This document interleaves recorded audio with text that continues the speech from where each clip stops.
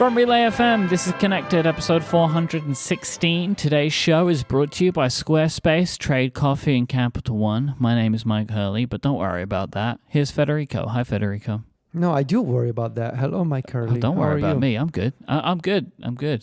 You good? You're back in your homeland? Back, baby. All right. And you back in your homeland? Well, I never left, so I was always here. And we're also joined by Stephen Hackett. Hello, Stephen. Hello, Federico. How are you? I am good. I feel like I'm sure Myke feels worse than I do, but I definitely feel like I am recovering in a deep and profound way from last week. Deep and profound. That's a good way to put it. A deep and profound framework. Myke wanted to reiterate how good Sticker Drop is on iOS 16. It's just so good. So, like, this is an app that we spoke about very quickly last week. It's an app that lets you create stickers out of that new thing. What is it called? Where you can drag a person out. Lifting the subject of a photo. Like, is that like the official name? Like, it doesn't have a name. Like, I checked this. Why do all of that and not even friggin' name the thing? The dynamic cutout. I checked. No. So I checked the Apple website. I checked the developer documentation. I checked the sort of material that they send to the press in the summer for beta season. They always use the phrase, you can lift the subject from a photo. Like, it doesn't have a name. They just describe what you do. Can we talk about, though, how that sort of messes up the live photo play gesture? Oh, yeah. It's terrible. Yeah, Myke complained about this a while back. But I want to reiterate, it's bad. I did notice something about live photos that I don't know if it's an iOS 16 thing or not. So as part of one of the parts of the podcast-a-thon, someone on my phone, I think, took a bunch of photos one after the other. And if you press and hold on the live photo, it just plays through all of them like a mini movie. Yeah, that was added like a couple of years ago. Oh, really? I've never experienced it before, which is just very fascinating. So the idea is if you long press on a live photo, and that live photo is the first one of a bunch of pictures that were taken in rapid succession, they're going to play through from top to bottom like a mini movie. That's so cool. I guess this is one of those things you have to have that to know that. You know what I mean? Again, I didn't even know it was going to happen. I just wanted to see what the live photo was like, and it just kept going. I was like, oh, look at this. But yeah, the live photo things got worse. But Sticker Drop is great. So, like, because we mentioned it on the episode, but then since then, I think we all have used it to create a bunch of stickers, and it's just a really great way if you're in a group chat to cyberbully your friends, I think. Yes. In like the nicest possible way. Yeah. So, one person sends a picture of themselves in some kind of situation, and then you can take them and make that a sticker and just keep sending it over and over again. It's very good. Yeah. Yeah, it's very nicely done. Also works well with dogs.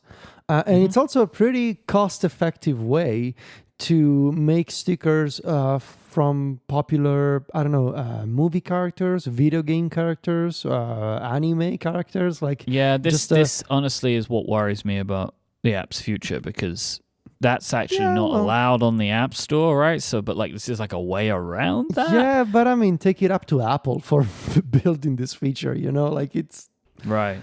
I mean, if Apple lets you turn anything into a PNG and Marvel gets upset because people are making PNGs of Spider-Man, so be it, So be it. You heard it here first. Federico said so be it. I have some important emoji news.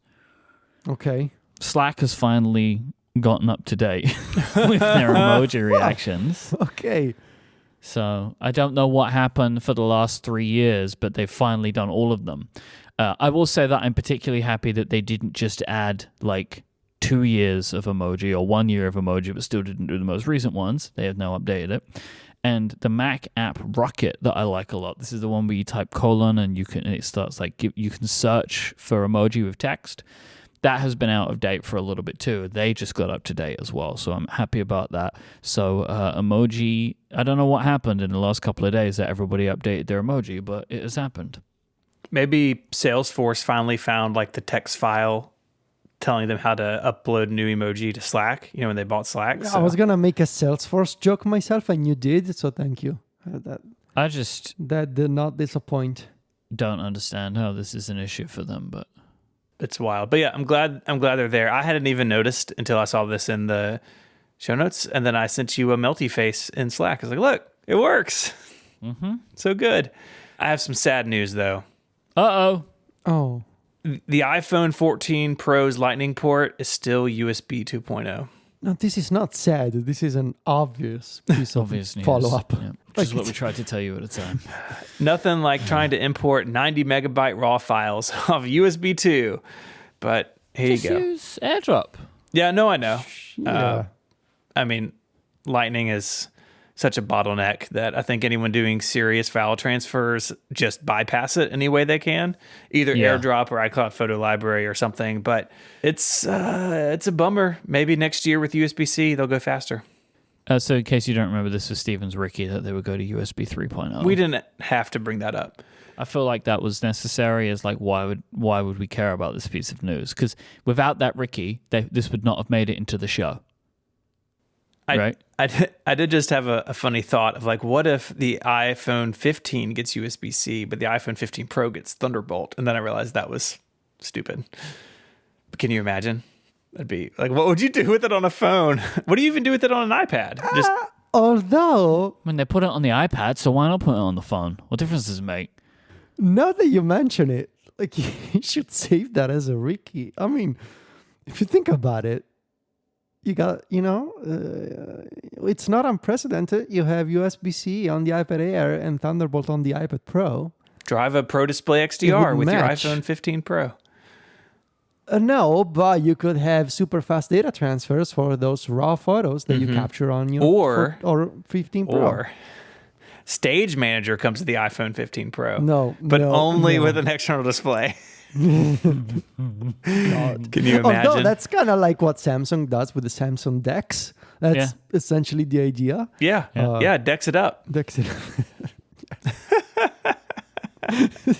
That's what they say. You must have been paying attention to the ads. Is that like an official tagline, or did you it just is now. come up with it? Okay, I mean, could be, couldn't it? DeX it up. Dex it up with the S22. I Googled it, didn't provide anything. Just wanted to double check. Good. Could have been like Dynamic Island all over again. Could be. Speaking of, Ooh. we had somebody on Twitter whose username is another alt send in a screenshot of listening to this show with it in the Dynamic Island. And the waveform for connected in the Dynamic Island, good looking. Good looking waveform, color-wise. Oh, look at that. So if you have a new iPhone and you've yet to do it and you're listening to this episode right now, take out your phone, look at the Dynamic Island. The artwork is real good because it's also, a nice colorful gradient. This person is in SOS mode, so it looks like connected SOS. Like, that's funny. That's what we should have named the membership version. We could redo it. Why? Connected SOS. I don't know. It's just kind of funny. Yeah, it is kind of funny. Yeah, because the Dynamic Island tries to pick the primary color of the artworks. Like if you're listening to Clockwise, which is yellow, the little EQ thing is yellow. But I guess with Connected, there's too many colors in too small of a space, so it just does a gradient of them, it's fantastic. I think it looks really good. Do the waveforms on the lock screen pick up the colors as well, or is that just the Dynamic Island? I think it's just the island. Yeah, I think so. I think Let's they're see. monochrome on the lock screen.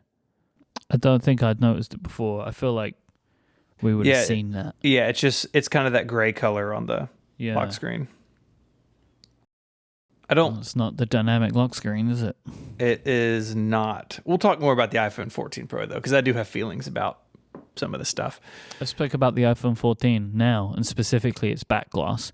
Ooh. It's no longer attached to any components, which is making repairs easier and cheaper. The way you said that, it's like it's just floating. Like, oh, it just floats out there, and you got to grab it and like hold it tight, or it will get away from you.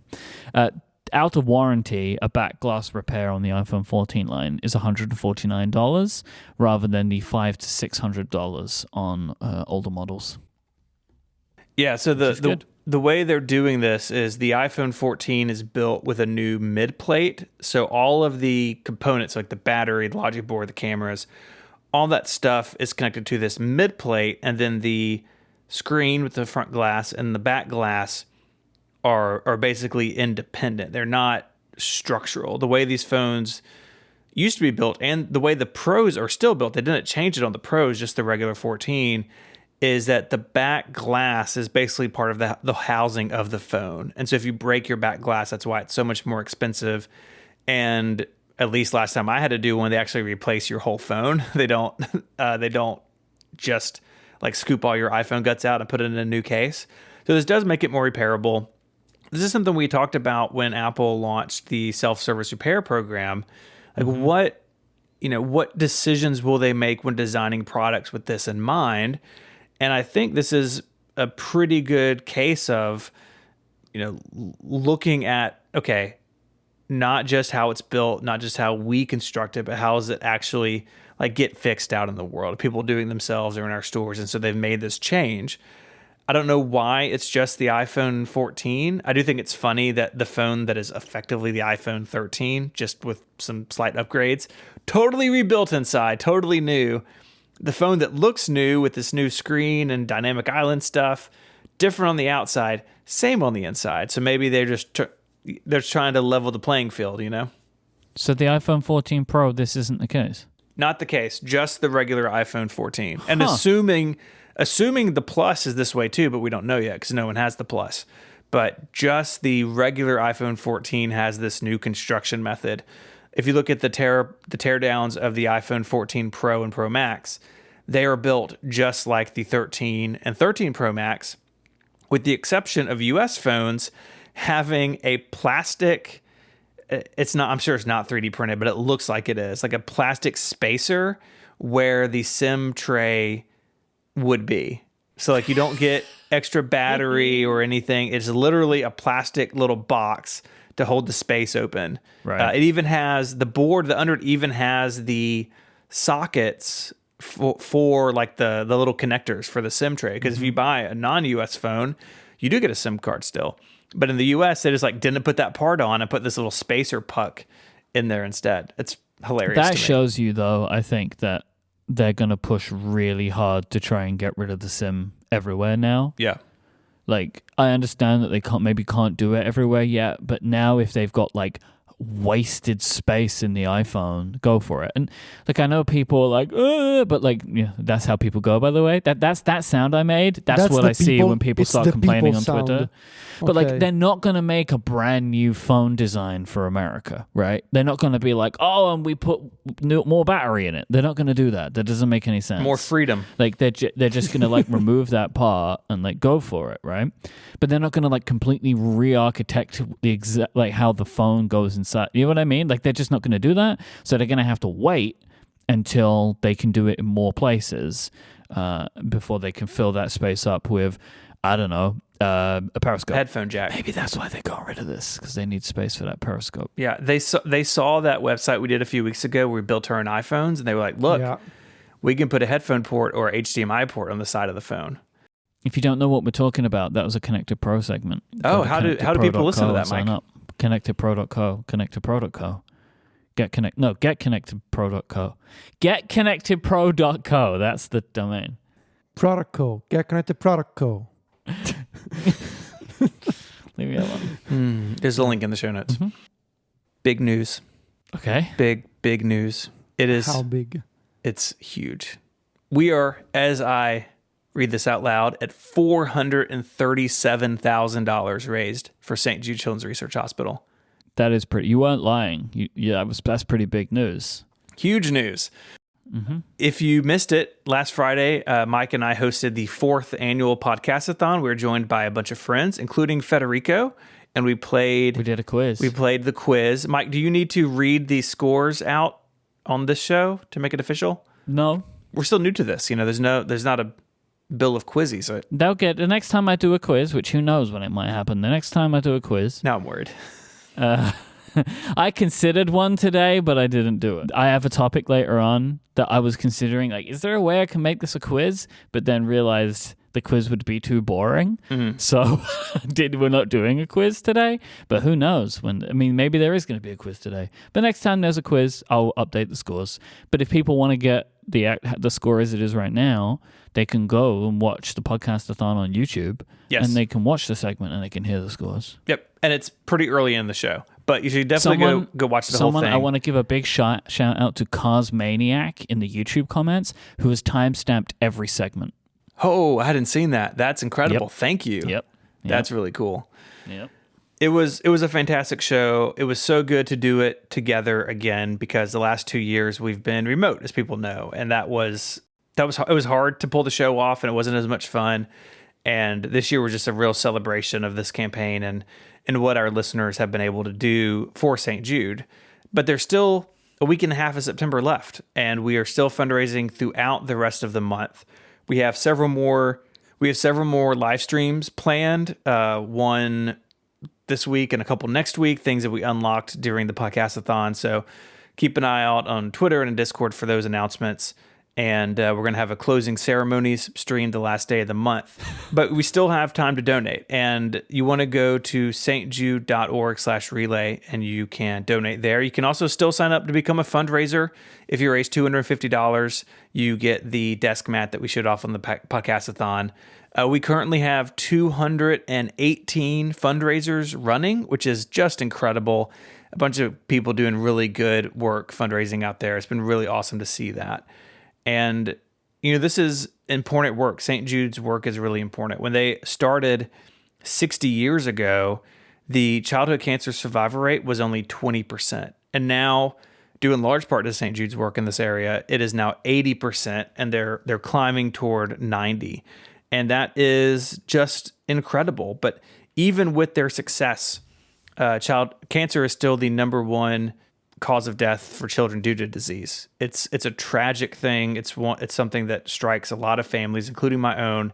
And St. Jude's work here is just next level. You have the best treatment, the best research, the best doctors, and that research is then shared around the world. So if you are in another country and you think, well, why would I want to back this? It's in America. America's healthcare system is bad. St. Jude treats people for free, which is incredible. But maybe in your country, dear listener, that's not that big of an issue.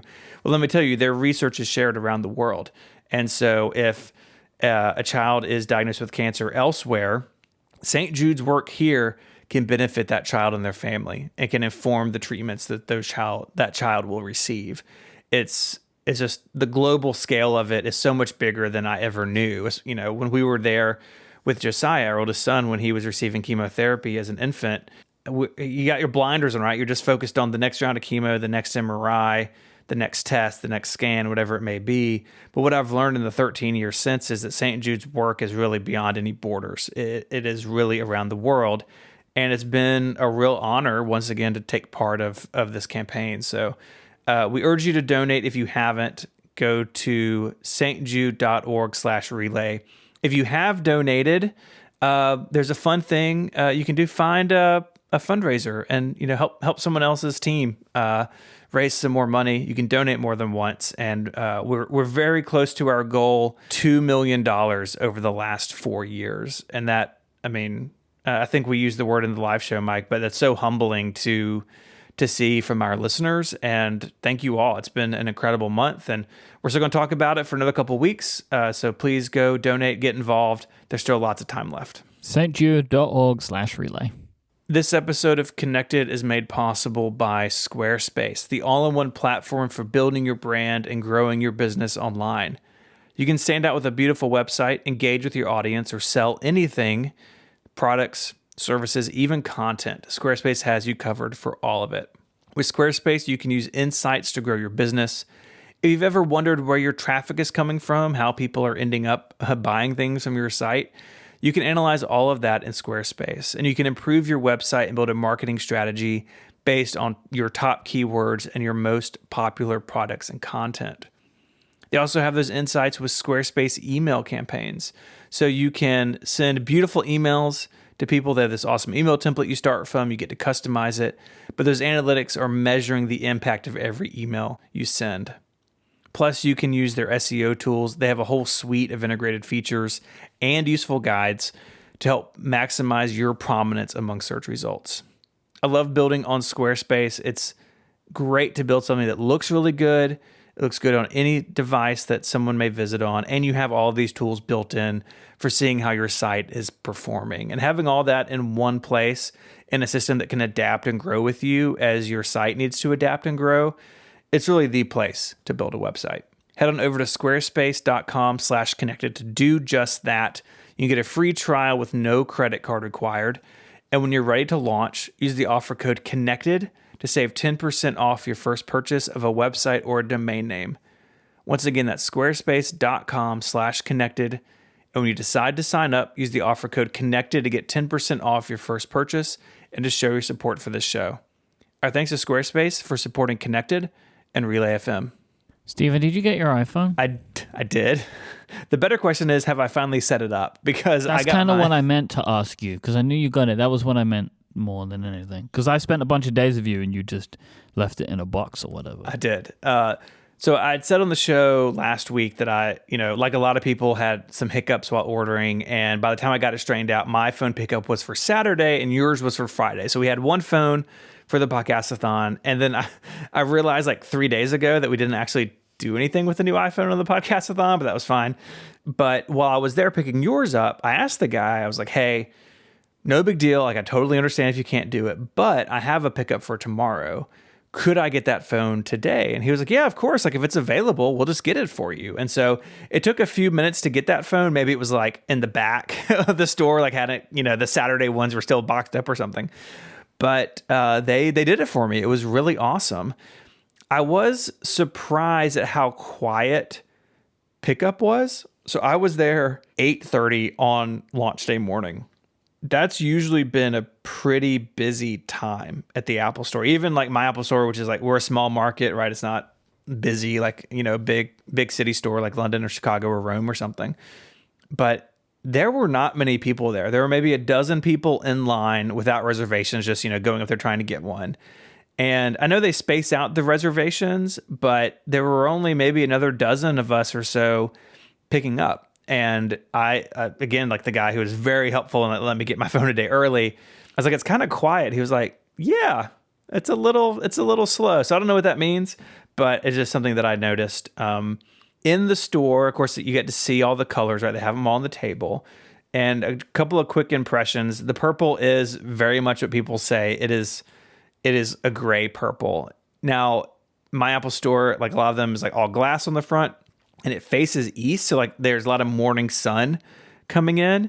And the one that was in the sun looks like purple, but the one in the shadow was like, okay, this is just a gray. We're like, someone was painting something purple next door and some paint dust like floated over the fence and settled on this phone. Like, it's very subdued. I think it's nice looking, but it's not super vibrant. I do have a little pang of regret about the space black. I was going to do the black one, and then I got scared that it was going to look like some of the other recent space gray or space black phones, graphite, where it was kind of like a brownish color, like not really black. And so I switched to white and silver, which looks fantastic. But the black looks really good too. I kind of wish I'd stuck with my initial pick there. The colors in the Pro phones have been boring for a long time. I think the regular iPhone colors are better this year. I like the blue is very much like the Sierra blue that the Pro was last year.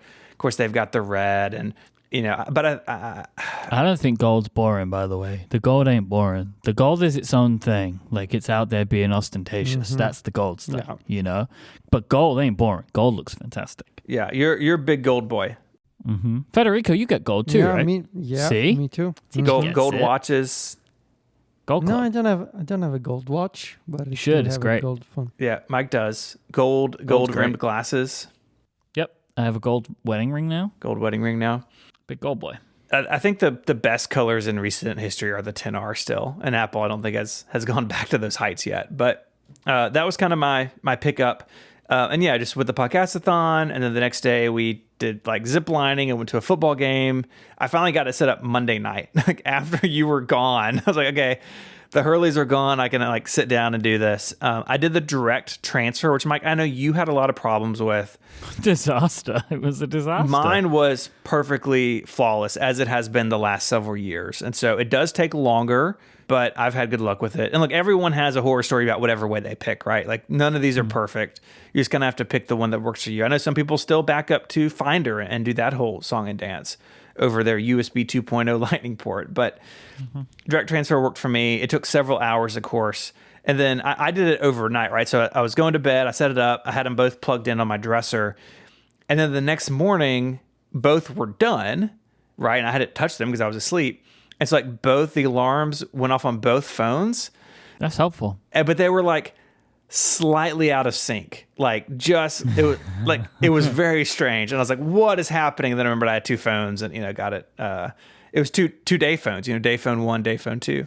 The migration went really well. The only thing I had to sign back into was YouTube Studio and I think YouTube itself, but the Google apps, Google builds terrible iOS apps, so I'm not surprised that they don't conform to what they're supposed to. But other than that, it has been really smooth. And so far, it's only been 2 days because I waited because we were so busy, but I've been really happy with it so far. Thoughts on the always on display? It's weird. It takes getting used to. I, like everyone else who's talked about this, have had the experience of, oh gosh, my phone is on. And I actually had it last night. So last night I went to a small group meeting thing and had my phone out on this guy's coffee table, screen up.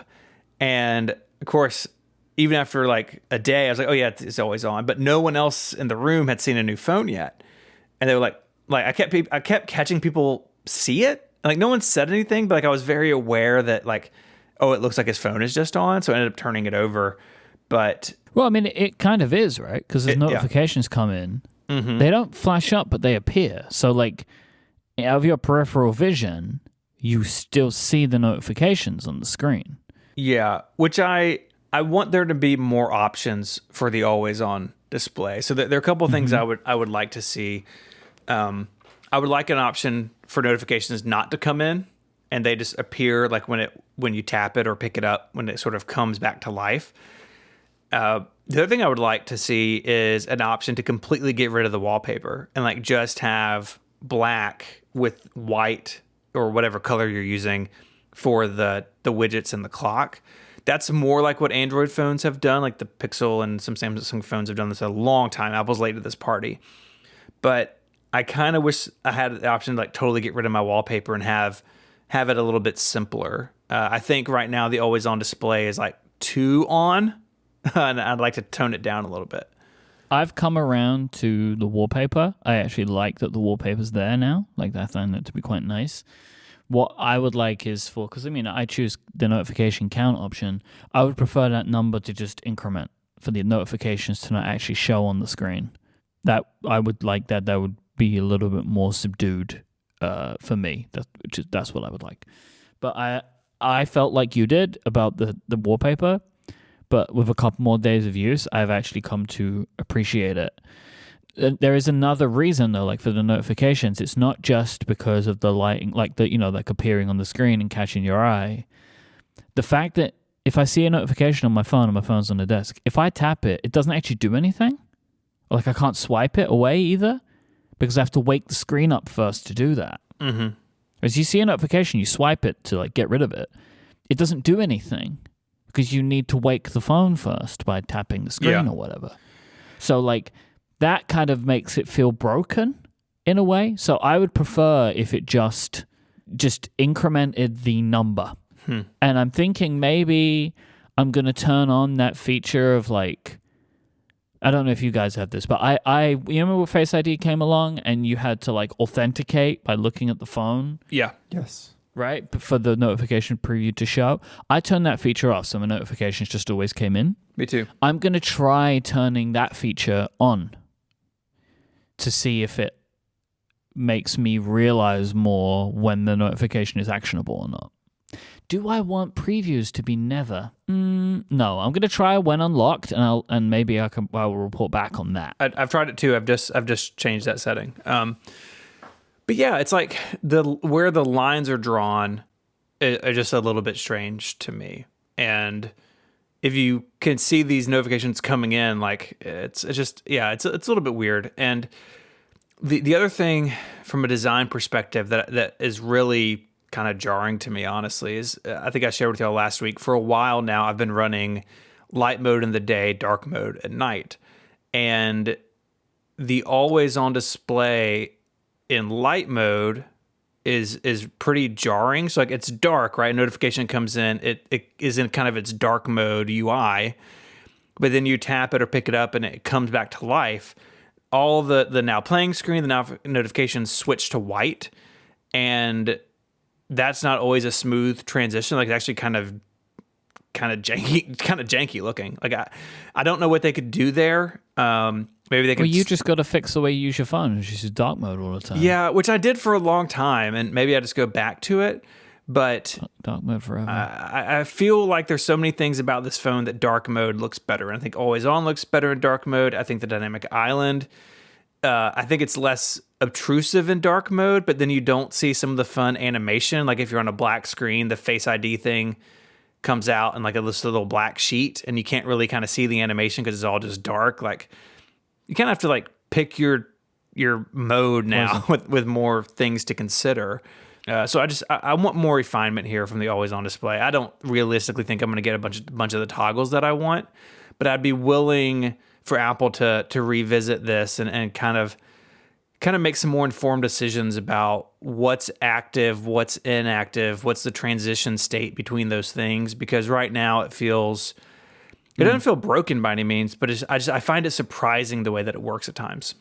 I said it's an upgrade. I don't want to repeat myself, but I'll say it again anyway because I think it's relevant to the conversation. Like the way I've come down on it is I think that they have just decided always on to them means that the phone should look like it's always on. Yeah. Like and I'm not saying I did. Yeah, they did what it's called, always on. I genuinely think that they were like, we want to make an always on display, and what's going to make ours different is it's going to look like it's always on. And I've actually come around on that. Like that I actually kind of like it because it's like that. I'm not saying it's the right way to go, but I'm thinking that's what they decided. And when I kind of put myself in that frame of mind, I actually have come around on the idea more, and I like that. Really, it's just a sense of like the phone is dimmed or not dimmed, and that's it. Like I chose my lock screen picture for a reason. And actually, in the past, I've always been a bit like, I don't actually get to see that lock screen image very much because the phone is off. And when the phone's not off, I've opened it, right? Like that's kind of the way that I do things. Now I see this image all the time. Like I actually now maybe see an idea of like maybe wanting to set up one of those photo shuffles or something a bit more because I'm more likely to see the image than ever before. So having that rotate between a lot of images that I like might be something that I want to do in the future. And also, it has already pushed me to making some... I've made one so far, and I'm going to make more specific lock screens for different focus modes. Like stuff like... So I actually think that there is a benefit in that, but it is a choice that they made, I think, which a lot of people are not going to like. Yeah, I think judging from the outside, I think they did exactly what it's called. It's called always on because it looks like it's always on. And I think that's where the problem lies, because a lot of people saw always on display and they thought, it's going to be like on Android. So some people had expectations for... Let's say that some people had expectations for a feature that instead of being called always on was going to be called kinda off, which is what some Android phones do. It looks kinda off, but it's not because it shows you some very basic elements. So some people wanted to have the kinda off mode, whereas Apple went always on, which is like, we show you basically everything in a dimmed state. I do wonder if that becomes an option in the future though, because I could easily see, a page in settings where you go in and you're like, do you want to have this minimal mode or do you want to have the true always on mode? And I mean, Apple has done customization for wilder things lately. Wouldn't surprise me if, even in a point update, or let's say even in iOS 17, they introduce a different mode that you can choose multiple options for the always on display essentially. So you can turn it off all the way down or just, keep it as it is right now. Like, I also think right now they're flexing their screen technology a bit, right? Because my understanding, like always on displays, look the way they do on Android phones, that have been around for a while, is because it was really a benefit of OLED. Right. So you had an OLED display, you would just light up the pixels that were needed and you'd save battery that way. But because Apple uses this LTPO, I think it's the correct organization of letters, you can have a display that just refreshes really slowly, like once a minute. And that saves battery in its own way, combined with, I'm sure, some benefits of OLED and not needing to light the screen up fully or whatever. Mm-hmm. But they are flexing that technology. And other companies use it now, but other companies had developed their always-on technology to be, or they viewed the look of their technology to be a specific kind of thing, right? And so they do it the way that they do it visually, say like on Android phones or whatever, even if they have this tech now, because, well, they just made their screens to look that way, and that's now become the accepted or like the believed upon standard that it was actually quite minimal in its design. And so now, I said once a minute, that everyone in the chat is saying once a second. They could do it however, the point is they can do it whatever they want. But anyway, they have this technology where they can more variably refresh what's on the screen. Yeah. And this is also similar to what's on the always-on displays on the watch, which aren't updating once a second. That's kind of the point. And they can save battery that way, and they've gone for always on instead of, hey, this is a minimal view. And the widgets respond a little bit differently because of that too. Like if you're running a timer on the always on display, it doesn't actually refresh every second. You get like a minute and then like an ellipses. It's some of the decisions around that are a little bit strange. I've noticed that with some third-party widgets as well. I don't know, if Apple is doing something to really limit how frequently those can update outside of the screen technology. Like maybe they're more conservative than the screen would allow, but it's another kind of difference when you're in these two modes. I want to talk about the camera for a minute. I feel like the main camera is not the massive jump forward I was kind of hoping for. Now, I say that with a caveat of I haven't done much with RAW. And with RAW, you get the full 48 megapixels, and there's some amazing examples out there. I've been taking some photos with RAW. The difference is unbelievable. Like the detail that you can get is blowing my mind. Are you shooting with halide?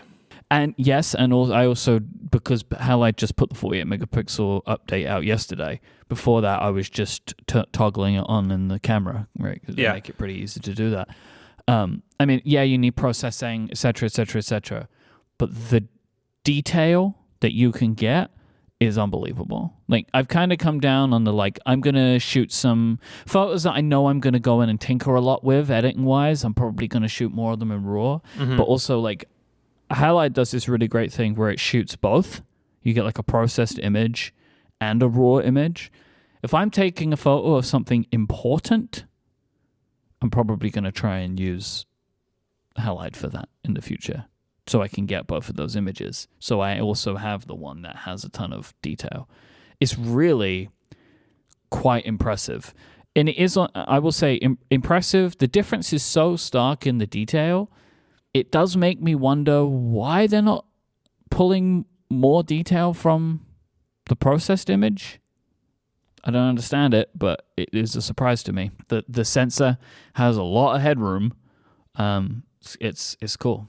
Yeah, I mean, they're trading off performance to a degree, right? Because if you do shoot in RAW, at least in Apple's own camera app, it is noticeably slower, right? You get the little spinner and then the preview pops in the corner. Takes 2 to 3 seconds. And so I would imagine that in that rubric of decision making, performance is pretty high, right? You want to be able to take out your phone and shoot a bunch of pictures really quickly as your kid or dog is doing something cute. But I think you're right. I think if you're shooting a portrait of your significant other and you're in the sun, it's beautiful.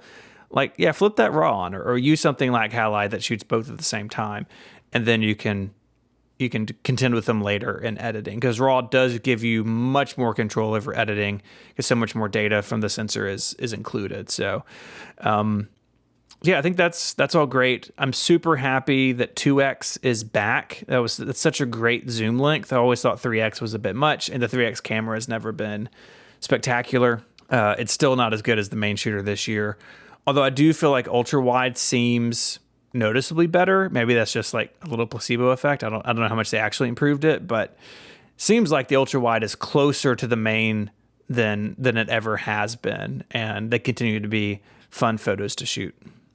Yep, and you can also thank the Photonic engine for that. Yes, thank you, Photonic engine. Well, like, it is on all of them, right? So like there could be something going on there. I've not seen any of the issues that some people have reported with like the optical image stabilization freaking out in certain applications. Apple says there'll be an update to iOS 16 next week that fixes that. I think the beta, if you're on 16.1, also fixes it, but some of those videos going around were a little scary. Yeah, seems weird. The OIS just freaking out and banging the camera all around. But hopefully that's not a big deal moving forward.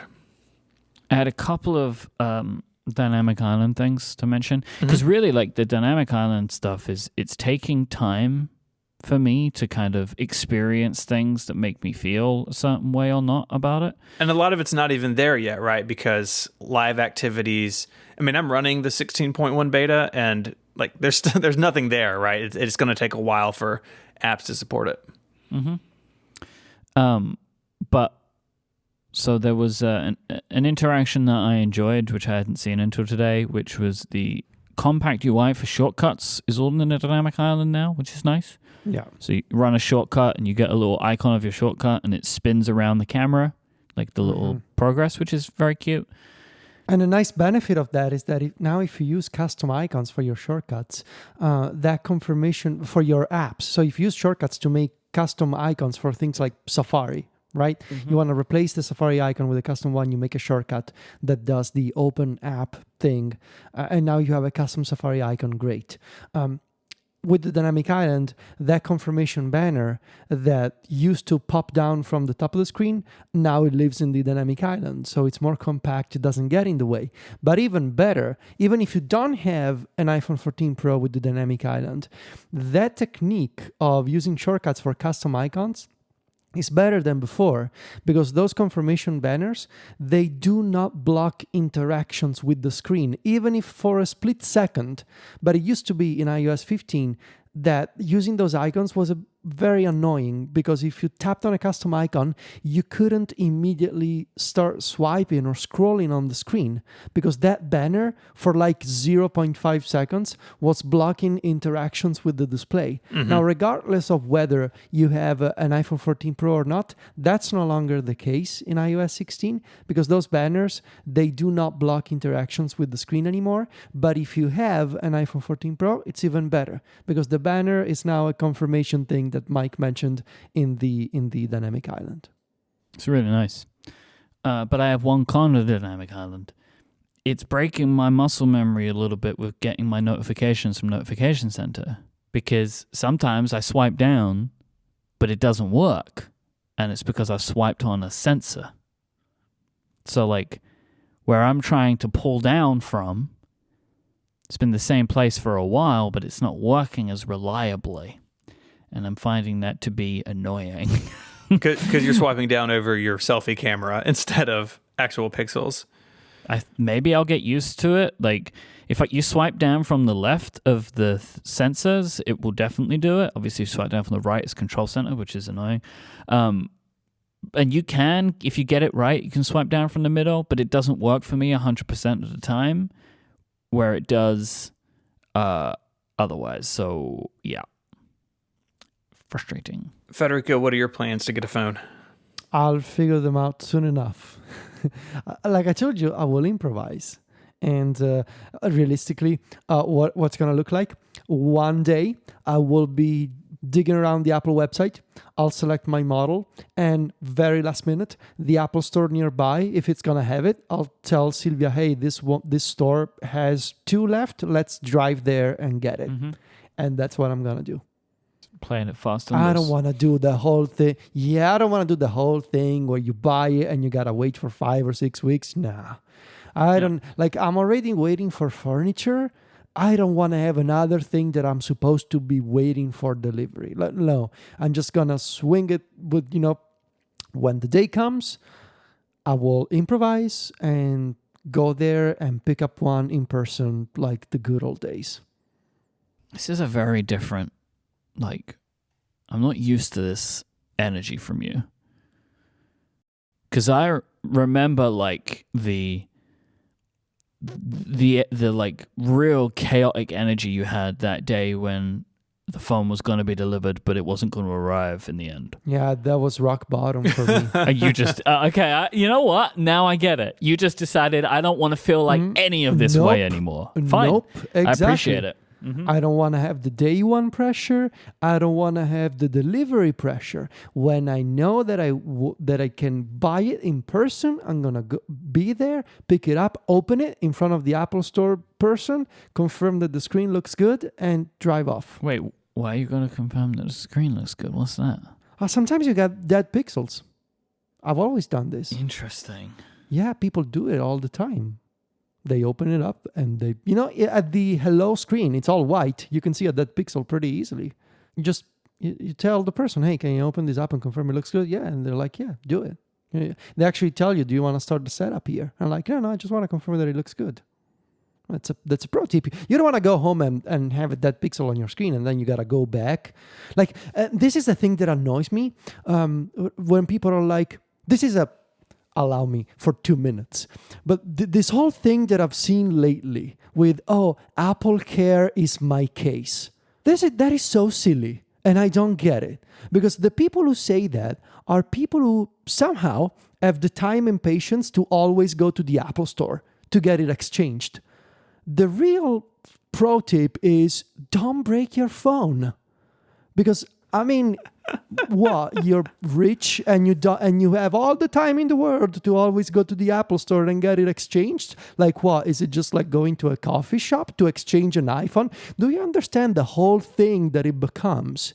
Make sure you have a backup and give it to a person. And then you got to make sure that you have a secondary iPhone if they tell you, look, it's going to take a couple of days or it's going to take 5 hours. What? You're not going to get text messages for 5 hours or 2 days? Like, how much time do you have? Are you Warren Buffett that you're just going to have a person that just is going to come in and give you another phone that's already pre-configured for you? That is so silly. Well, how would you say Apple Care is my case? No, a case is a case. Apple Care is insurance. Yeah, and also sometimes you go to Apple Care and they won't replace your horribly scratched phone because they say it's not broken enough. And I see these nerds on Twitter and they make it so easy. Yeah, just go to the Apple Store. Like what? Is your job going to the Apple Store out of sheer pleasure on a random morning because Apple Care is your case? Wow. Man, nerds. Wow. Didn't expect all of that. I did realize, though, you've made this out to be like you've changed, right? Like, I used to be in the hustle for the iPhone on day one, and now you're just relaxed and mature. You'll just float in the Apple Store in a cloud of something. What I think has happened is that you now no longer have the same delivery guy you used to, and you feel afraid of deliveries because you don't have the fallback of the UPS guy's phone number and the bakery. You're out, Fair point. You're in this new place. You don't know your delivery person, and you're scared, and you don't have to be scared. It's a good theory. I do miss my previous delivery guy. But see, the thing is, I have a doorman now. Oh, look at this guy. Geez. Oh, look at it. Look at a minute ago. He's like, what are you, rich people? You don't have your own doorman to just deal with it for you? You can't send your own doorman to the Apple Store like a commoner? Man of the people, I say. Oh, Federico, you shouldn't have said this. All you're going to get from me is the truth and nothing but the truth. And this is the truth. When it comes to deliveries, get the doorman to do it. We're paying for the guy. It's one of his responsibilities. I need to know, packages. Is he your doorman or is he a doorman for other people as well? Well, for all the people in the building. I live in an apartment. It's not just my doorman. I live in a building with multiple apartments and 40, not 40, but like 30 different families or something. So, yeah. but we all pay a fee, obviously. So Just like a real rich person. no, I'm just saying, it's one of the perks of these buildings, and The chat wants to know the doorman's name. I don't think you share that with us, but in my mind, his name is John. I don't know why. It just came to mind. Look, it's so stereotypical. No, it wouldn't be John. It would be Giuseppe, It's right? so stereotypical, and it's so easy. I mean, Myke will guess it. Think of it. First Italian name that comes to mind. Come on. Mario. Yes. There you go. It's me, a doorman. Have your package. I can't wait for his brother to fill in for him one day, Oh, imagine that. Imagine, hey, it's my brother Luigi. That Just would a be taller something. guy. He's dressed in green. But yeah, so anyway, the Apple Care is not your case. Apple Care is a thing that you have so you don't pay to get your phone replaced. Don't make it sound like going to the Apple store is just like tying your shoes or something. It's not. Federico, I need to tell you something. So Myke has been using a pop socket on his phone, right, for a long time. The phone that he broke, by the way. Whoa, that had nothing to do with drop. I didn't drop it. And we were together, and he got a MagSafe pop socket, which is terrible. Like, it's humongous and ugly and terrible. And then he said something that really surprised me. I might try it without a pop socket. So Myke is just going to go potentially just full, just no case, no nothing. And I'm following up, Myke. What are you doing? I would like to get rid of the pop socket, but the problem is I've gotten so used to being able to stand my phone and watch video or whatever that I don't think I'm going to be able to do it. Could I suggest a kickstand system? No, because it's either I have a pop socket or I have nothing. Is how I feel, and I don't think I'm going to be able to go pop socketless. To be honest with you, I don't think I'm going to keep the magnetic one on here. I don't like it, so It's I might big. it's huge. It's not good. So I might just go and get like another pop socket and put it Yeah. on this new phone. But I haven't fully decided yet one way or the other.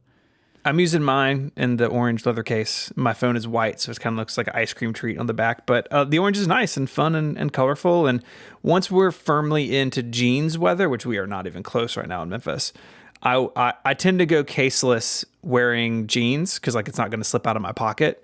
But wearing shorts or other kind of pants, I'm using the leather case. The doorman is my case. The doorman is my case.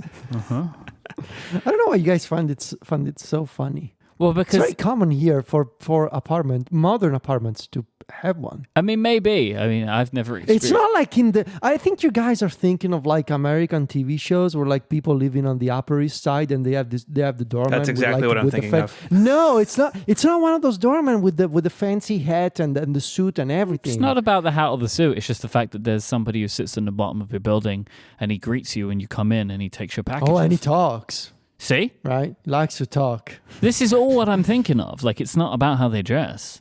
Oh yeah, and he knows everybody's business, right? Yeah. He does. Powerful. Yeah. Powerful person. Yeah, he's got a ton of power actually. Do you think he But you listens wanna to get- Connected? Well, no. I think he spends a ton of time on Facebook, unfortunately. Uh-oh. Yeah, sometimes comes up with these theories about Oh, modern no. society. Yeah, that's the unfortunate downside of He's looking after your having that kind of... packages. Yeah. Still, though, Has pretty he lovable Googled you guy. yet, do you know? Huh? Has he was Googled that? you yet, do you think? Oh, I believe so. Because he made a joke about me spending a ton of time in front of computers, and I don't believe I mentioned that. So, told you, he knows everybody's business. So, but I mean, comes with the territory, you know? Now I don't have to stress about deliveries anymore. That would be nice. So, guys know me, you know, all the stories about the missing packages from John, from you guys, from Apple sometimes, like review My units. calendar last year. Your calendar, like that was really stressful, and now that stress is gone. I'm all about removing stress, relieving stress from my life, and iPhone deliveries are part of that. This episode of Connected is brought to you by Trade Coffee. Every day is precious. We should all make the most out of each one. They shouldn't start with mediocre grocery store coffee. You deserve to start your day with the best coffee you can make at home from Trade Coffee. It's a coffee subscription service unlike anything you've tried before because they partner with top independent roasters to freshly roast and send the best coffees in the country directly to your home on your preferred schedule. Your trade experience can be as simple or as sophisticated as you like. If you know what you're looking for already, you can quickly select from curated collections by roast, flavor profile, brewing method, and more. Their team of experts do all the work for you. They taste test hundreds of coffees from across the U.S. every month to curate over 450 exceptional coffees that make the cut. Or if you want something curated just for you, then take a minute to complete Trade's coffee questionnaire. You'll be expertly matched to your perfect coffee with a fresh bag of beans on their way. Myke, tell me about your experience with Trade Coffee. I would actually prefer to tell you about the Myke collection, which is available with Trade Coffee. Oh, here we go. Man of the people. If you want to have good coffee the way Myke likes it, if you go to our URL, what is our URL, Stephen? Our URL is drinktrade.com/connected. Then you will see on that page of Myke's favorites, like Myke's faves, and you can go there and you can sample some of the wonderful coffees that I have had from Trade with all of my favorite tasting notes that I enjoy. They've done a really good job of picking out some of the stuff that I've had that I've really enjoyed from some of the roasteries that I've really liked.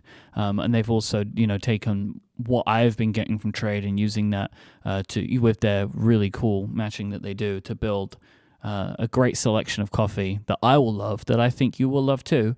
I've been very, very happy with everything that I've got from Trade. So why don't you go and try my collection? So if you want to be like Myke, you want to go to drinktrade.com/connected. Trade will have whatever you want. So you don't have to be like Myke. You can, again, shop coffees by roast or flavor profile. You can take that coffee quiz.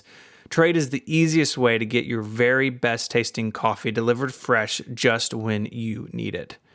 Trade guarantees you will love the first bag, and if not, they'll work with you to replace it for free.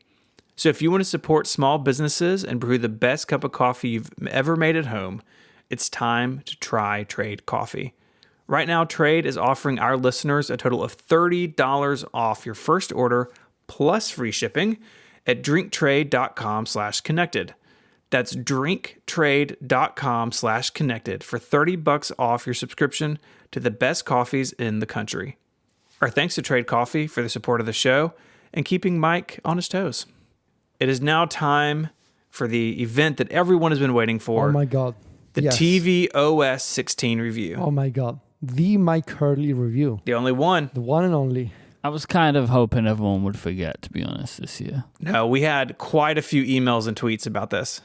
We don't get years off. This is a responsibility. This is a duty that we need to uphold each summer.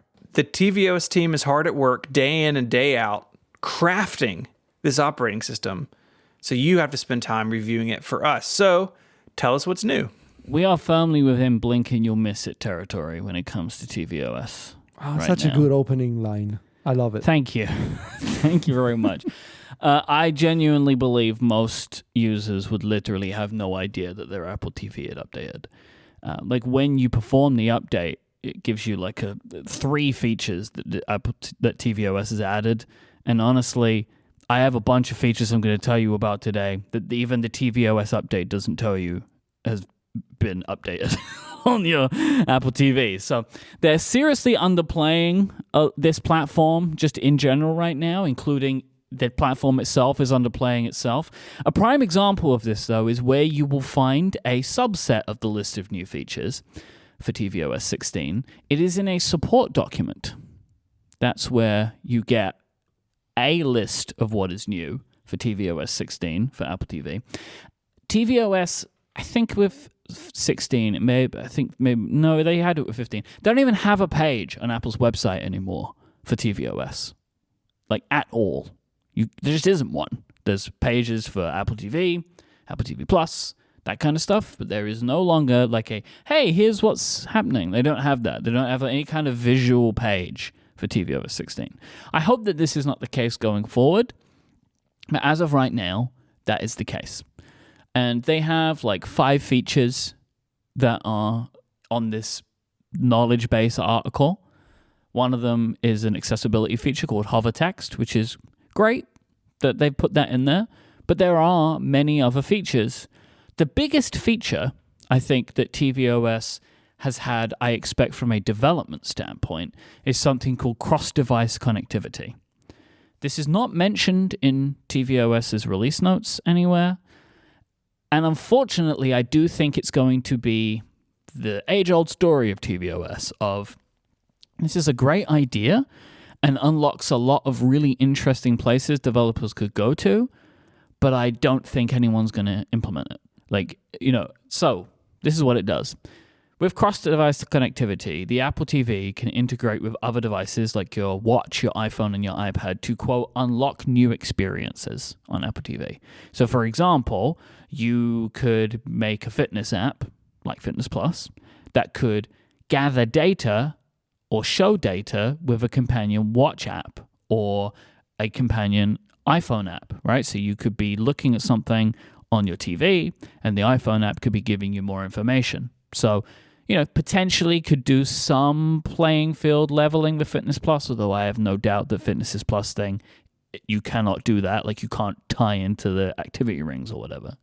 But I thought it could maybe enable something like, I've spoken about this before, that I would love tvOS in general to get a feature like Amazon's X-Ray, which is where you can be watching something on Amazon Prime and get information about who's on screen, what else is in the frame, that kind of stuff. I figured maybe, let's imagine Netflix, for example.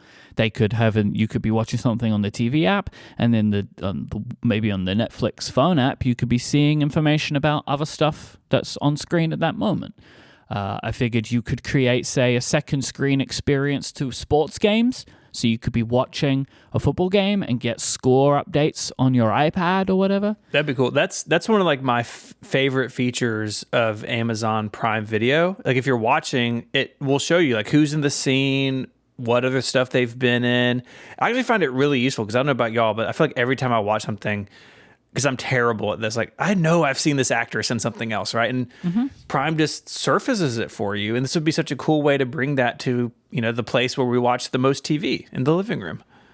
And so I wish they would do this. I wish Apple would do this for Siri, but they've yet to do it. But in theory, other companies could do this kind of stuff now. I figured you could probably have it as a way to make some interesting multiplayer game experiences too, right? If the devices can communicate. So these are all potentially really cool ideas, but I don't expect to see it because stuff like this gets added to tvOS, but developers don't adopt it, like user profiles. So that user profile thing, which is something that I think they've added some new functionality in tvOS 16 to let you create them on the device more easily. Developers can tie in. So Netflix can tie in so you don't ever have to see the Netflix who is this screen, right? When you go onto Netflix and it's you choose the profile, you can tie that into tvOS's profile. So you just do it at a system level. But no developers are tying into it because they don't care what Apple TV is doing. Yeah. They don't care. There's such a standoffishness. You think it's bad. We complain about Google, right? Their apps on iPhone, on iPad, and stuff like that. This is just par for the course with TV, right? The major apps on the TV, they don't care about anything that the Apple TV is doing, right? You're lucky if they'll integrate with the TV app, but they don't use any of the UI stuff, right? The fun, the way you get that. What is that called? I don't remember the name. I should know this as the TV guy, where they did it with the tiles where they can kind of move. And the parallax? No, and they brought it with it was the underlying technology for the focus engine. Thank you, focus engine, right? So they don't even do that. Dynamic engine focus. Yes, exactly. The photonic focus engine, focusonic engine. But they don't even do that, right? So I hope to be proven wrong, but I don't expect to see a lot of this happening. Talking about fitness, though, Fitness Plus will now show what is called intensity metrics on screen. So this is when it's there's parts of a Fitness Plus workout where they're now's the time to push. They're going to show more of that on the TV screen. If you do it on an iPad or an iPhone, you're already seeing some of this. More of that's going to show up there. tvOS now supports HDR10+. So that's there's a new feature called Buddy Controller, which I think is really cool. You do this in tvOS's settings. So if you have, say, two because you can now support Nintendo Switch controllers. So let's imagine you now have 2 Nintendo Switch controllers. I do. And you're playing with somebody who has maybe different accessibility needs, or maybe you're playing with children. You can combine 2 controllers to essentially be 1 controller. That's so really cool. You can have multiple controllers, multiple people. So you could have one person maybe who's doing the jumping and one person who's doing the movement. And I thought, like parents can maybe, if they're playing a game with their kids and maybe they're struggling on it a little bit, they can just just sneakily help them out. So I think that's a cool feature. Luckily, this is a feature which is just in Apple's settings, and game developers don't need to do anything. Thank goodness. Because no one would do anything. Right. I mean, I guess for this to work, you have to have a game you want to play on tvOS, but that's a different topic. Apple Arcade, there's stuff. There's some stuff, yeah. There's some stuff. We now have new rich previews for Apple TV Plus content in the TV Plus section, so that's good. Multiple language text input support. This is literally one of the 3 features that they tell you about when you update to tvOS 16. I wouldn't necessarily say that this is a banner feature, but it's one that they really want you to know when they tell you when you update. It supports personalized spatial audio with AirPods. Of course, let's not get wild. You can't do the setup on tvOS, but if you've already done the setup with your AirPods for personalized spatial audio on iOS, you can go and it will support that profile that you've created for yourself on the TV. I don't think I've ever used AirPods with my Apple TV. I just always forget it's a thing that I could do. Yeah, I don't ever really think about it too. It got easier when they started doing the automatic switching thing. Yeah. Although with the TV, it just asks you all the time, which I think is good, rather than actually doing the switching. Sure. They handled that right there, but it is a feature that's available to you if you want it. Unlike their other products where your AirPods just skip around for reasons that cannot be comprehended sometimes. Yeah, I would say by and large, I use that feature, and by and large, I find it to work pretty well for me. I need to try it again then, because I turned it off in the early days and haven't looked back. But as we discovered on Friday during the podcast-a-thon, using AirPods 2 is a far worse experience than AirPods Pro in a bunch of different ways that are interesting. So maybe the new ones will work out for me. Apple TV and tvOS supports the My Sports feature. This is like one of their new cross-platform things where you can tell something somewhere in Apple's platforms, hey, I like this sports team, and then it will follow you across platforms from thing to thing. Yeah, you know what I'm thinking now? I wouldn't be surprised if that's one of the things that tvOS tells you about if you're in America. Maybe. I don't... So my thing that I'm telling you, there's these 3 things. That's what I saw when I updated. It is possible that in other markets, they're showing you other features like My Sports, which I think is just a US thing.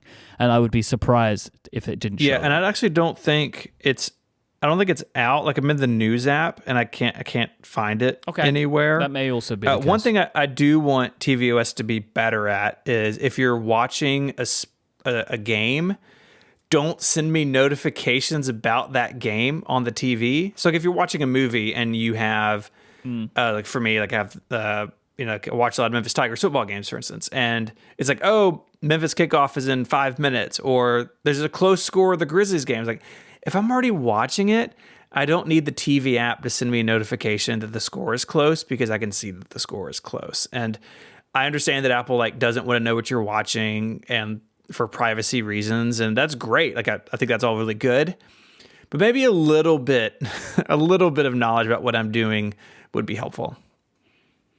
That is weird that it does that. I didn't know that it did that. Yeah, it's Memphis kicking off. It's not doing anything to try and work out that maybe you're watching it. Yeah, it's like, yeah, I know, Apple. I can see it with my eyes. Like many platforms, support for Matter is coming later. I guess this will probably be tvOS 16.1 is when it will likely ship, because I know that iOS 16.1 has a settings panel for Matter. So, but I expect Matter is going to be an important thing for tvOS. The Apple TV is probably most people's, at least one of their home hubs if they have that at home. I think it makes a lot of sense to have that or a HomePod be the home hub rather than an iPad. And Matter is going to be supported on the Apple TV. Yeah, that's good. I understand that the iPad is maybe more likely to have than these other products, but it always seems strange to me that it could be a home hub. Yeah. because you could just walk out the door with it. And, I've had my Apple TV set up my home hub forever, and I've never had it really cause any issues. It's always there, right? Like I don't travel with my Apple TV or anything. So, well, it's always plugged in too. Yeah, it's just always there under the TV, like quietly doing its thing. It's kind of it. Okay. And I stretched it. So but I have a conclusion. Ooh, Okay. that's important. I learned from all of the review greats that you've got to have an intro and a conclusion, which I've given you today. And the most of my work was put into the intro and the conclusion. The rest of this was just digging around online. I would like to thank Apple Insider, Mac Rumors, and 9to5Mac for giving me some of these features. I don't know where they got them because Apple sure doesn't want to tell you about them. I think if what we have right now, like with what I've just spoken to you about, is Apple's intended plan for year-over-year changes, like if this is what they were like, this is what we want tvOS to be, just this kind of amount of change, I actually believe that they would have just rolled tvOS into iOS now in the way that they do with the HomePod, right? So like the HomePod gets some very basic features each year, and HomePod gets its own software update, but it's kind of iOS, right? Like iOS kind of is there, and you update it on the phone, and it does its whole thing. Or like the studio display, for that matter. Yeah, right? Like you update the studio display via software update on the Mac. It's actually part of a Mac OS update more than anything else. And I feel like if this was their intention, that they would have just done that. So I do still feel like there are bigger things on the horizon for tvOS, with new hardware areas that they can move into. But we have to wait for that to materialize, I think, before tvOS can make bigger jumps. Like, if they go into really pushing different types of HomePod devices and TV devices, like it could all be a part of tvOS, or like a new operating system that kind of, like Home OS or something, encapsulates all of it, like I would love to have a tvOS that's got a TV that's got an integrated HomePod soundbar and like a camera so I could do family FaceTime calls or whatever, right? Like, but I think for tvOS to make bigger leaps, it needs to have more than just that little box. Because I think they've pushed it to some of its logical conclusions now. Now, as I said before on the show, there are things that I want to see tvOS do, but I don't know if they're necessarily what Apple wants to do, because some of it's going to require business model changes that I don't think that they're wanting to do, right? But if we're going to see maybe bigger jumps for tvOS, I think there needs to be some hardware. Or what we're seeing with tvOS 16 is the beginning of the rolling in of tvOS to iOS, with like this continued downplaying of tvOS as its own platform. It doesn't get mentioned at WWDC keynotes. It doesn't get its own pages. Really, and by and large, it's just benefiting from things that the other platforms are getting because it needs to support them. I think that 2023 could be a pivotal year for Apple TV and its place in the home if there's going to be new hardware for it. And I hope genuinely that it gets a bigger place. I love my Apple TV. It's how I consume all of my streaming media content. I think it's a great platform. And it is even best when everyone's on the same page with it. Yeah. And I can get all of my content in the TV app, all that. I think it works great. Could I interest you in a new window management system for tvOS? I mean, the thing is, like, when Federico's writing his conclusions, like, usually people don't just, like, pop in with their comments. You know what I mean? Like, I was building to a thing here, you know? It's a solemn moment. Please continue. But although they actually could do with a better picture-in-picture system. So yes, agreed. Some kind of window management there actually might not be a bad idea. But nevertheless, I think that advancement to tvOS has to start with hardware. Like, Apple's always talking about their strength of the integration of hardware and software. And right now, their TV efforts with hardware is showing the weakness in software. They don't actually have anything to integrate the software with. Nothing's changing. So, tvOS 16, that's it. Well done. I actually Underwhelming. I actually really enjoyed the review though. Thank you. Like I know that. See, the thing is, this whole segment, it kind of started off as a meme, but I actually really dig it. Like the work. You're that not you going to put learn in. about this anywhere else. So I am No, actually taking seriously, it though. now as a service that I provide to the passionate ones. Yeah, thank you. I actually like the intro and the conclusion and your thoughts, and I agree with you. I think the next obvious step for this is hardware. Otherwise, this is pretty much it. I guess the only thing I would add as a consideration is what's the plan here for the eventual headset? Like, Right. there's gotta be something in terms of when you're wearing something and you're staring at a big screen. I'm guessing there'll be some kind of compatibility there. So maybe they can still get by with just a small little puck that you place in, next to your TV, and the TV shows content that is somehow compatible with the headset. But I don't know. As it stands right now, it's kind of boring, and I agree with you. I would love to have proper TV with a HomePod and an Apple TV all in one, but it doesn't exist, and this is all we get. And yeah, kind of underwhelming. But thank you. Anytime. Well, not anytime. One time a year. Once a year. That's what I mean. One time. This episode of Connected is brought to you by Capital One. Have you ever hit a technical snafu while online shopping?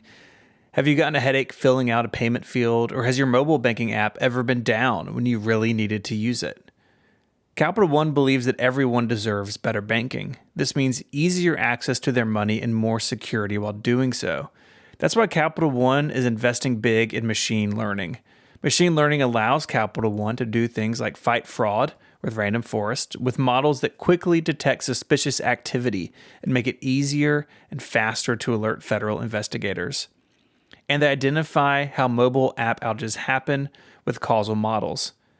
Keeping a mobile app up and running doesn't happen by accident. Anomaly detection and incident response can help determine why app outages happen so engineers can quickly remedy them. Capital One also speeds up online shopping with machine learning at the edge. They make shopping with virtual card numbers smoother and more secure. This technology is based on logistic regression models and running inference in the browser. It identifies payment fields, which helps make using virtual card numbers easier and faster. The potential of machine learning is huge. See how Capital One is using machine learning to create the future of banking. Search machine learning at Capital One or check out the link in the show notes. Capital One, what's in your wallet? So we're going to talk next week about the Apple Watch Ultra. Reviews went up this morning. I watched MKBHD's and iJustine's, both fantastic videos. Go check them out. But we're going to talk next week because I should have mine on Friday. I think we're also going to get into watchOS 9 a little bit. We're maybe one of the only tech podcasts that you listen to where one of the hosts has actually decided to buy that thing, so we might as well wait and talk about your actual experiences rather than what other reviewers have thought. Doing it for the passionate ones, for the connected family. You're doing it purely for yourself, but I appreciate that you're doing it because they made it orange. But we did want to talk about iOS 16.1 and in particular iPadOS 16.1. Federico, you continue to document the rather horrific state of Stage Manager on the iPad. Has 16.1 fixed it? No. And it's getting worse. But so I'm in a complex situation right now because I feel like I've gone through Stage Manager with iPadOS. I feel like I've gone through it's like a relationship. And in the beginning, it's all, love and hugs, and we love each other, and we're so happy together. And then very quickly in this accelerated timeline, you start to see the flaws and the problems of the other person, or in this case, a software feature. Hey, I'm not weird. Look, I'm just making a point. And then eventually you get to, you grow, if you don't find common ground, if you don't find a resolution for your issues, you get to despise each other. And I feel like I've seen all these stages this summer. Because when I started off with Stage Manager, obviously it was incredible, right? the idea of using multiple apps at the same time, going beyond 2, using 3, 4, that's great. Like, I wanted to have that. And I was willing to put up with the idea of overlapping windows because the implementation seemed pretty decent. And even though I didn't need overlapping windows, I could get by, I figured.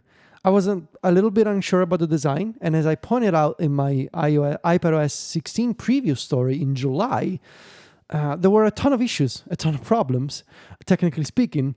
And the external display integration was not working at all. And there were a ton of questionable design decisions. But I figured, hey, I can use multiple apps at the same time. And that's cool. And over time, we gone backwards, honestly. And we're still, and in the latest beta of iPadOS 16.1 Beta 2, I feel like we're still going backwards in terms of stability and I am experiencing at the moment constant crashes. MG Siegler put it so well on Twitter. He tweeted that at the moment in iPadOS 16.1 Beta 2, using iPadOS feels like Desmond in Lost, where when he needed to put in the numbers in the console every 30 minutes or so. And the crashes in iPadOS are just like that. It feels like I'm on a timer when I'm working on the iPad, because every 20 minutes or so, it's going to crash. And it's going to close all my windows and I'm taking back to the lock screen. It's very bad. It's very bad.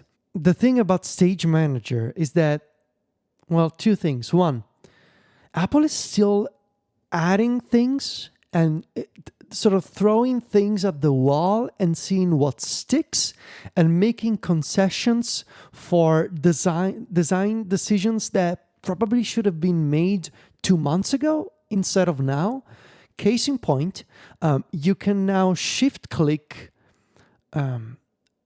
windows in the strip on the left side of Stage Manager to add the window to your workspace. So normally when you click a window, you switch between workspaces. But now if you shift click, you add that window from the strip into your workspace. Does this also work from the dock? Haha, there it is. No, it doesn't. Oh no. It doesn't work from, so you do it so late in the game, but you do it halfway. But then at this point I wonder, okay, you were so set, and when I say this because I know what I'm talking about. You know what I mean? If you were so set on saying, we believe the strip, it lets you switch between workspaces because that's what people do when they click on Windows, which is questionable thinking from a design perspective, but okay, I'll buy it. Now, in late September, you decide, well, although I guess if you shift click, maybe you want to add a window to the workspace. I mean, great, but at this point I wonder, should it just make it an option in Stage Manager and let people choose when you click a window, do you want to add it or do you want to switch? And if you hold down a modifier, it toggles the behavior. Like, just do that instead of shipping half an option. Second, now, and this is still part of the first thing, I'll get to the second thing in a minute.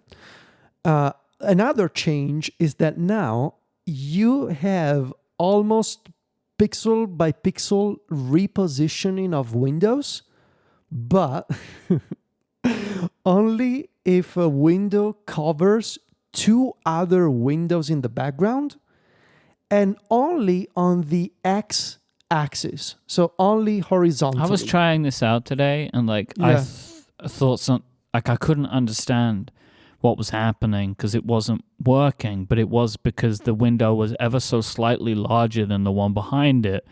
Why is that the thing? So why is it only that way? Why do they add these half features? I don't get it. Stop adding new half features. Why? So that's the thing, right? They started off with this. This is exactly the problem we talked about a month ago, when it's like you're so set on having to ship a feature, but you're making these half concessions now to try and please people who are criticizing your thing. and you think you're fixing the problem, but instead you're just digging yourself a deeper hole. And the problem is going to get deeper and deeper. Because let's go back to June. In June, a lot of people were saying, okay, you did multi-windowing, but you're not giving us exact control over the position of the windows. If you're going to do Mac-like multitasking, just do it right and let me control windows. And Apple was like, no. It's called like it's literally in the name. Like it's called Stage Manager because it manages the position of Windows for you. And so now in late September, you make a concession on the very feature that's in the name of the thing. So now you get to actually fully manage the position of a window, but with a bunch of asterisks, right? Only if it covers two windows and only horizontally. Well, I can reposition a window vertically. Like what? It's like, and you've proven that it is technically possible to do this. Yes. So, okay, and that concludes the first thing. The second thing is, I was taking a look yesterday and then this morning again at the Verge article, a look at the latest Windows 11 update. They have the 2022 update, whatever it's called. It's out now. You should update. There's a bunch of features. One of them is even more controls and more options for the tiling window mechanism that Windows has long offered, and that it's gone even better in Windows 11. And I shared it on Twitter. Go take a look at that GIF that I shared because it gives you an idea. And I, as fancy writers would say, I posited this question. Imagine if iPadOS 16 got this version of multitasking and improved split view with a ton more controls for tiling windows. And so now, see, I'm thinking, right? So I'm thinking about Stage Manager because I'm supposed to write about it at some point in the very near future. And I'm asking this question: would anybody be upset if Stage Manager went away and instead you got a better split view? And I keep thinking about this, like, does anybody want overlapping windows? Did Apple misinterpret what people wanted? And instead they tried to sell us on this feature where all we wanted really was a better split view. Because the thing that I don't get is that on the Mac, I could make an argument, even though, as I wrote many times before, like, I'm not a fan of overlapping windows. But I can make an argument for it on macOS because windows overlap, and beneath the windows, you see your desktop. And so you got that two-way relationship, right? Between windows and stuff, documents, files, whatever, on your desktop. Mm-hmm. And you got that bridge in between them, right? So like, yeah, the windows overlap because if you imagine, blowing, like, you blow the windows away, you see your desktop and you see your files. Sort of like you have that layering going on. And you don't have that with Stage Manager on iPadOS. So what's the point of the windows overlapping? If you're going to be spending most of your time resizing windows in a grid or some fashion of a grid on iPadOS, why do they need to overlap? Like, you're seeing nothing beneath them. You don't see your home screen. And even if you did, you can't place documents on your home screen. What's the point of making them overlap? And I keep thinking about this. Is this a case of Apple trying to be too fancy for its own good? We were all asking for better multitasking and better external display integration. And Apple heard that as, oh, you want Mac-like overlapping windows. And we're like, no. Like, we don't necessarily need that. Just give us better controls for a split view. And I don't know. I keep thinking about this idea, but at the same time, I'm feeling like, well, if Apple is going for it, like, I don't want to be the guy left behind. We've seen the people who are like, oh, I'm stopping, my using the iPad. Like, I'm not doing that. Like, if these are moving on with the times, I am begrudgingly moving on with the times, I suppose. And so I'm trying Stage Manager. I'm trying to like it, but the more I use it, set aside the technical stuff that's so broken right now. Like I'm trying to use it from a mere design perspective. I'm like, why? Why am I looking at overlapping windows right now? Why are they overlapping with each other? I don't get it. And I'm realizing that I myself, I'm using Stage Manager. This is, by the way, thank you guys for letting me vent all these frustrations and ideas, because this is good practice for the review.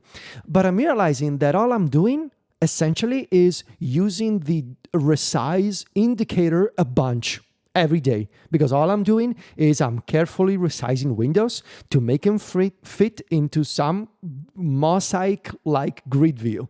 That's all I'm doing, which is precisely what I dislike about overlapping windows. And that's where I'm at with Stage Manager. Bugs on one side and questionable design on the other. And I'm like in the middle trying to make sense of all of this. And I just keep thinking about this alternate timeline where Apple didn't go for a Mac-like feature, but instead improved upon an iPad native design. But that's, not what we have. So I don't really know what's going to happen. I can't put my finger on what's going to happen here. Exactly. Like to get even to ask an even simpler question. Does anybody love Stage Manager? I'm sure people do. I know, Do I they? understand what you're asking, but you've got to assume there's at least some people who are like, this is what I want. Really? You think there are? Yeah. Takes all kinds, Federico, you know what I mean?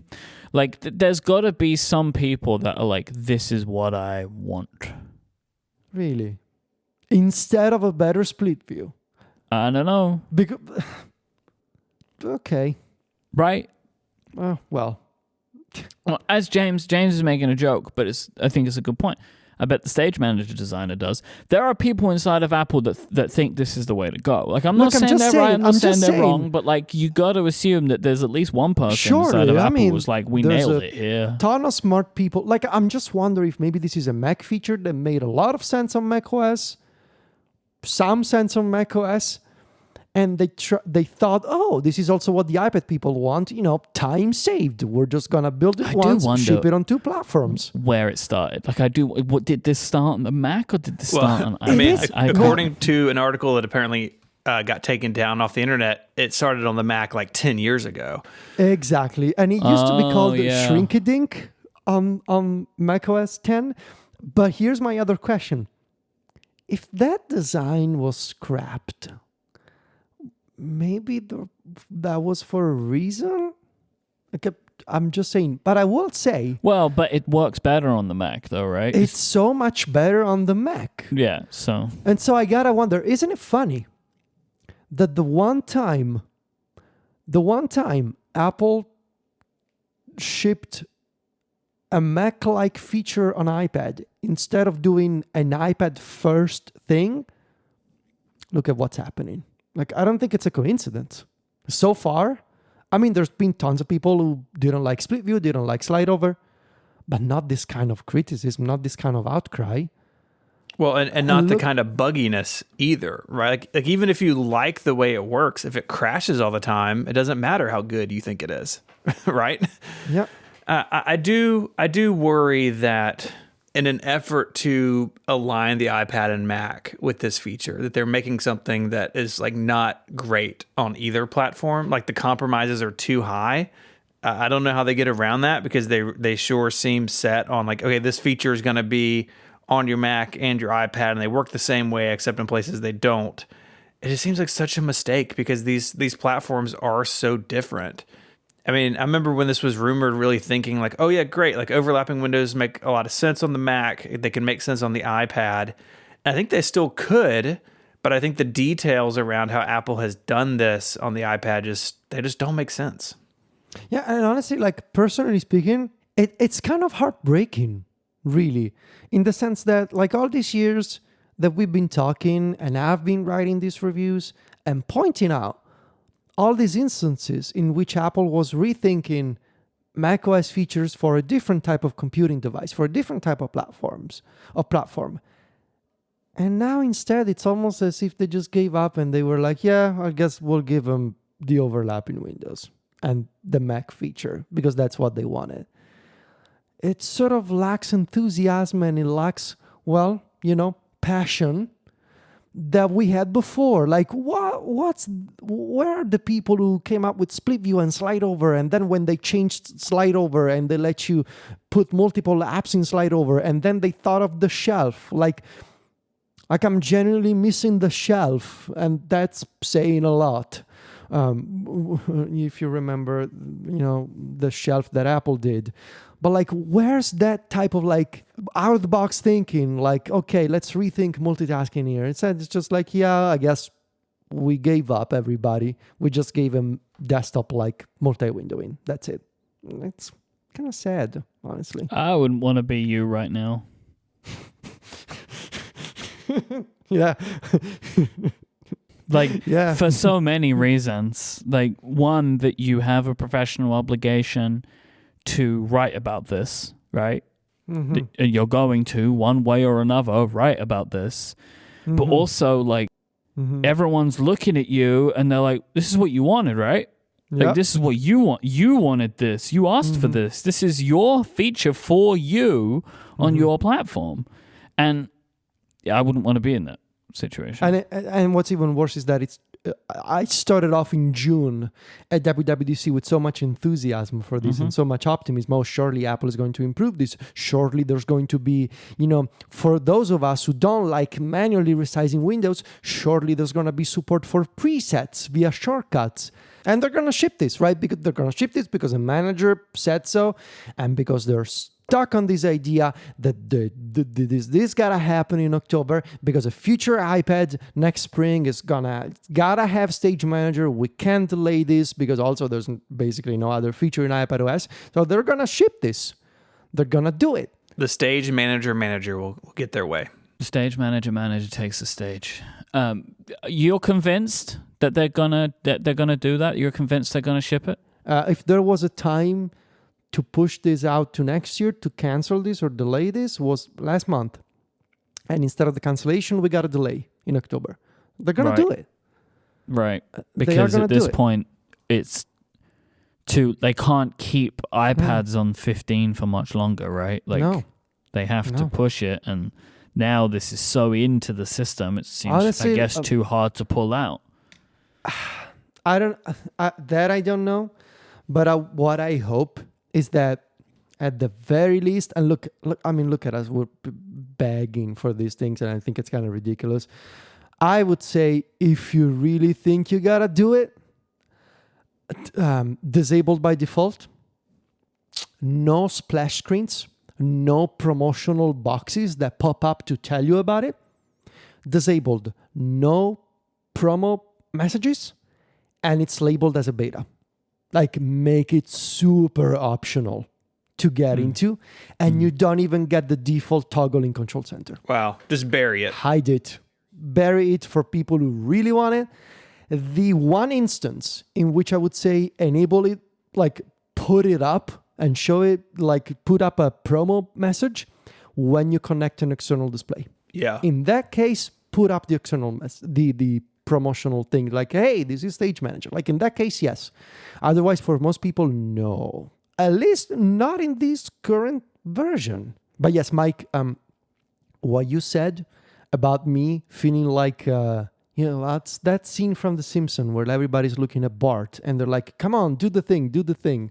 I feel like that. Like, everybody looking at me be like, you're happy, right? You must be so happy. Like, yeah.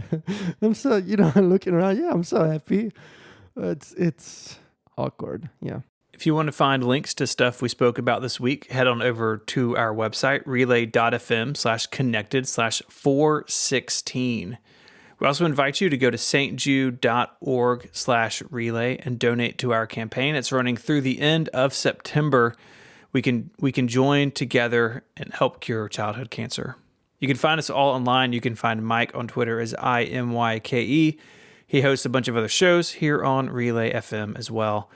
You can find Federico as Viticci, Viticci, and he's the editor-in-chief of MacStories.net.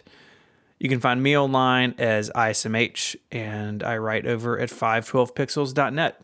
I'd like to thank our sponsors this week, Squarespace, Trade Coffee, and Capital One. Until next time, guys, say goodbye. Arrivederci. Cheerio. Bye, y'all.